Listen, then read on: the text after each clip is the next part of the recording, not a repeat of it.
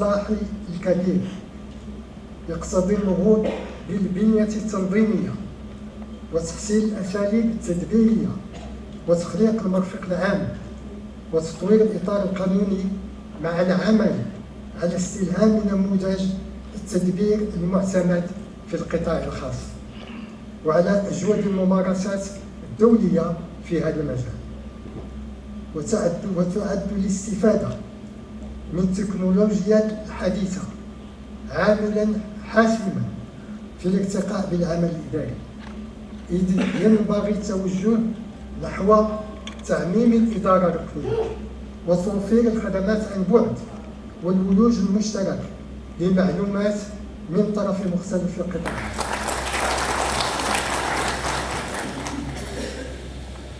هذا الملتقى الوطني للوظيفة العمومية العليا مهم جدا، والدليل عليه هو الرعاية الملكية السامية والرسالة الملكية لهذا الملتقى اللي استطرد واحد المنهجية عامة ديال الإصلاح، على أساس أن إصلاح الوظيفة العمومية ورش مستعجل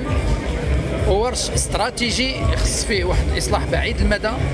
وورش متجدد ديما خصو يستمر. ما عمرنا ما ننهيو الإصلاح، لأنه وقت ما درنا الإصلاح من بعد كتستجد مستجدات أخرى كتطور العالم، كتطور وسائل التواصل مع المواطنين، كتطور الحاجيات ديال المجتمع، وبالتالي ورش ديال إصلاح الإدارة هو ورش متجدد. الوظيفة العمومية العليا هي مهمة لأن هما الموظفين السامين، هما اللي كيأطروا باقي الموظفين، هما اللي غادي يكون عندهم مهمة قيادة الإصلاحات في المستقبل، هما اللي يكونوا عندهم مهمة التأطير والمواكبة والتكوين أيضا، وبالتالي فعندهم أهمية كبيرة. لهذا فإن ورش الإصلاح بدأ من هذه الحلقة، لأن هي اللي غادي تساهم أيضا في قيادة الإصلاح في المستقبل. إن ما ورد في الرسالة الملكية السامية من توجيهات سديدة وأفكار نيرة تحفزنا جميعا على تعميق النقاش وطرح مقاربات ملائمة واستنباط حلول بديلة وعملية تعزز من مكانة الوظيفة العمومية العليا وتجعلها قادرة على مواجهة تحديات الظرفية الحالية التي تشهد فيها المملكة حركية ودينامية كبيرتين تجسدهما أهمية السياسات العمومية والأوراش الكبرى التي تروم الارتقاء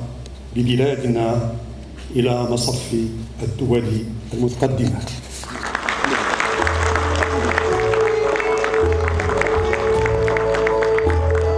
لحظة قوية جدا للورش الوطني للإصلاح اللي انطلق في بلادنا يعني منذ الخطاب الملكي في 18 محقوق من السنة الماضية بمناسبة افتتاح السنة التشريعية، وتعزز أيضا في الخطاب الملكي بمناسبة عيد العرش يوم 25 يوليو